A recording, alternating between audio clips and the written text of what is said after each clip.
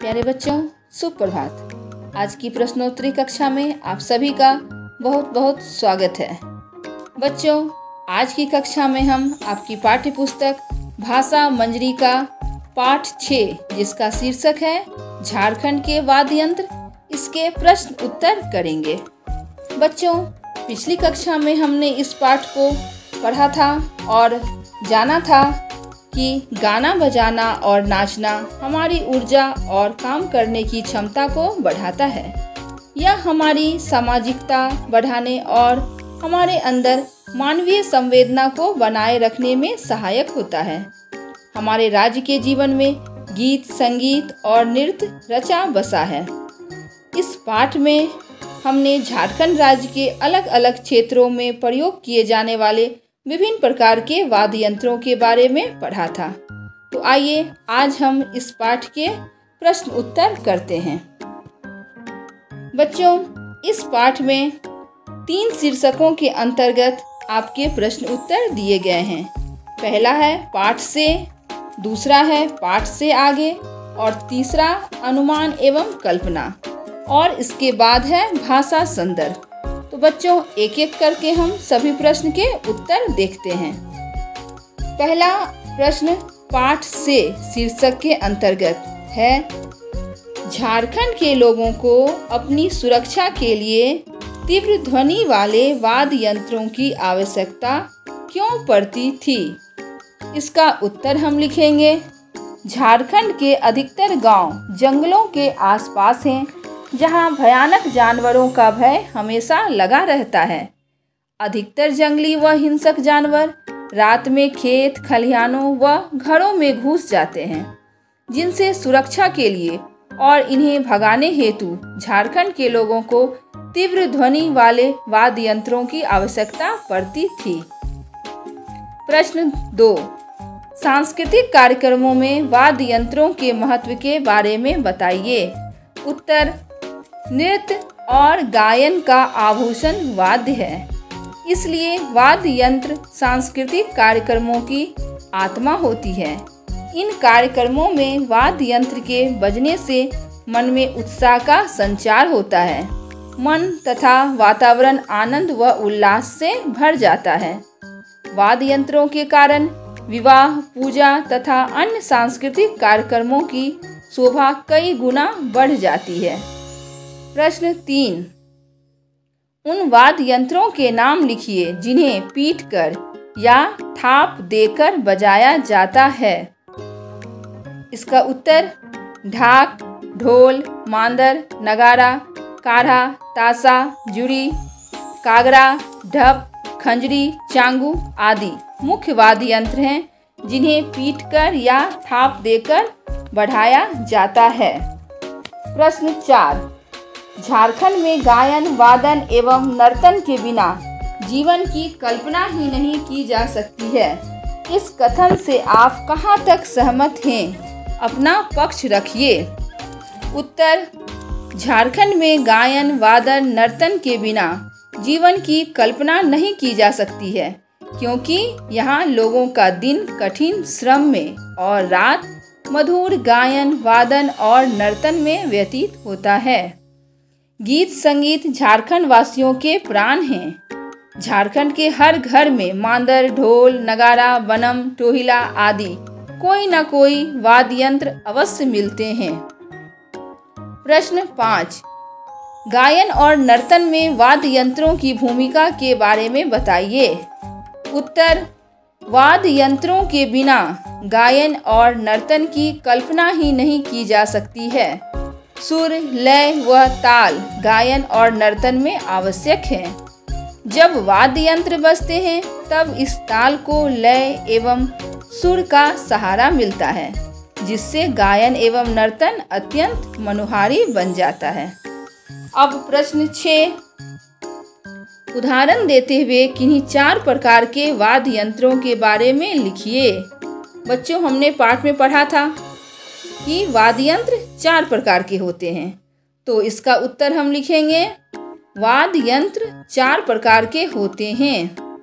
पहला, अवनद वाद्य ऐसे वाद्यों को किसी पात्र या ढांचे पर चमड़े को मढ़कर बनाया जाता है। ये ताल वाद्य कहलाते हैं तथा नृत्य के साथ बजाए जाते हैं, जैसे मांदर, ढोल, ढाक, धमसा, नगारा, काढ़ा, ताशा, जुड़ी, नागरा, ढप, चांगू, खंजरी, डमरू आदि। दूसरा, तंतु वाद्य। इस वाद्य में तांत या तारों से आवाज निकलती है। उंगली, कमानी या लकड़ी के आघात से इसे बजाया जाता है। इनसे धुन भी बनाई जाती है, जैसे केंद्री, एकतारा, सारंगी, टुईला और भुआंग। तीसरा, सुसीर वाद्य। फूंक कर बजाए जाने वाले वाद्य सुसीर वाद्य कहलाते हैं। इन्हें भी गीतों के साथ बजाया जाता है तथा इनसे भी धुन निकाली जाती है, जैसे बांसुरी, शहनाई, सिंगा, निशान, शंख, मदनभेरी आदि मुख्य सुसीर वाद्य हैं। चौथा, घन वाद्य। धातुओं से बने वाद्य घन वाद्य की श्रेणी में आते हैं। इन्हें आपस में टकराकर या ठोककर मधुर ध्वनि निकाली जाती है। इन्हें सहायक ताल वाद्य भी कहा जाता है। गीत, संगीत और नृत्य में इनका उपयोग किया जाता है, जैसे झाल, झांझ, करताल, घंटा, थाला, मंदिरा, काठी आदि। बच्चों, अब हम करेंगे पाठ से आगे का प्रश्न उत्तर। पहला प्रश्न है, राज्यों के नाम के सामने वहाँ के प्रसिद्ध वाद्य यंत्र के नाम बताकर लिखिए। बच्चों, इस पाठ से आगे का जो पहला प्रश्न है उसमें बताया गया है प्रत्येक राज्य में कोई न कोई प्रसिद्ध वाद्य यंत्र होता है जिससे उस राज्य की पहचान जुड़ी होती है। ये वाद्य यंत्र वहाँ की कला और संस्कृति के अनुरूप ही तैयार किए जाते हैं। झारखंड की पहचान मांदर से होती है तो राजस्थान की पहचान अलगोजा और मशक जैसे वाद्य यंत्रों से होती है। तो अब आप राज्यों के नाम के सामने वहाँ के प्रसिद्ध वाद्य यंत्र का नाम लिखिए। राज्य बिहार। बिहार का प्रसिद्ध वाद्य यंत्र है ढोलक, झाल। उत्तर प्रदेश ढोलक, सारंगी। गुजरात पावड़ी, ढोलक। केरल तबला, मृदगम। कश्मीर संतूर, तंबुकनार।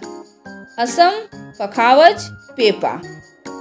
प्रश्न 2, बांसुरी के अतिरिक्त फूंक मारकर बजाए जाने वाले वाद्यों के नाम लिखिए।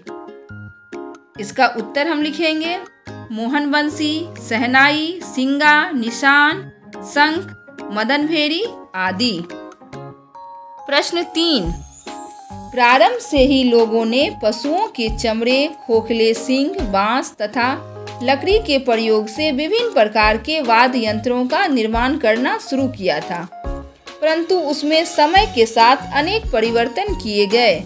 आप बताइए कि आधुनिक समय में वाद्य यंत्रों का निर्माण किन सामग्रियों से किया जाता है। तो बच्चों, इसका उत्तर हम लिखेंगे आधुनिक समय में वाद्य यंत्रों का निर्माण बेकेलाइट, प्लास्टिक, तार, नायलॉन, कृत्रिम रेशे आदि से किया जाता है। अब बच्चों, इसके आगे हैं अनुमान एवं कल्पना के प्रश्न।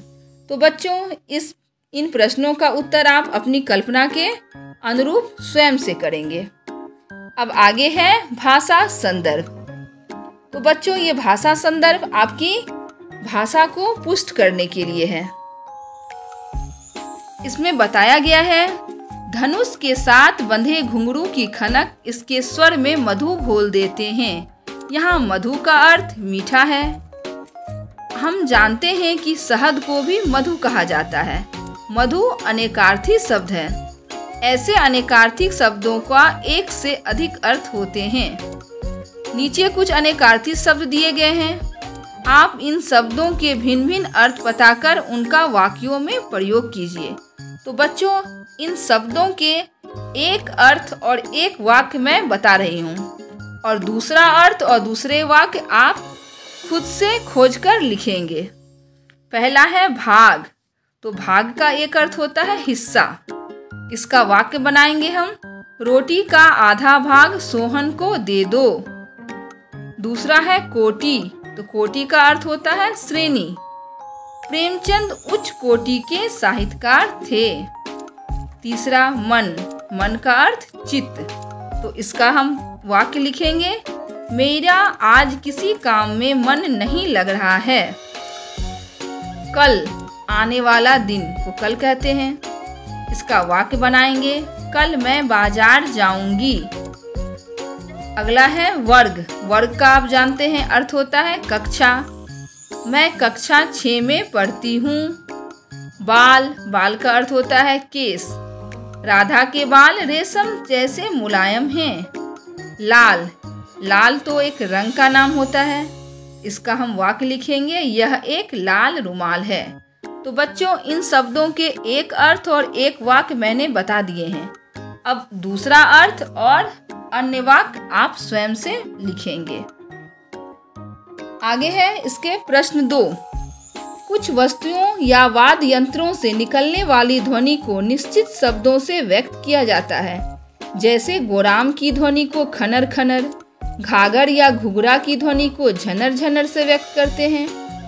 आप निम्नलिखित वाद्य यंत्रों या वस्तुओं से निकलने वाली ध्वनियों को शब्दों में लिखिए। तो आइए हम लिखते हैं। घंटी, घंटी की आवाज टन टन। चूड़ी, चूड़ी की आवाज खन खन। घुंघरू छन छन। पायल छम छम। मांदर ढम ढम। ढोलक धम धम। घड़ी टिक टिक। बादल गर गर। तो बच्चों, ये थे आपके अभ्यास के प्रश्न। मैं उम्मीद करती हूँ कि आपको सभी प्रश्न उत्तर समझ में आए होंगे। अब इन प्रश्नों के उत्तर आप अपनी अभ्यास पुस्तिका में लिखेंगे और इसे याद करेंगे। अब अगले वीडियो में हम अगली पाठ के साथ मिलते हैं। धन्यवाद।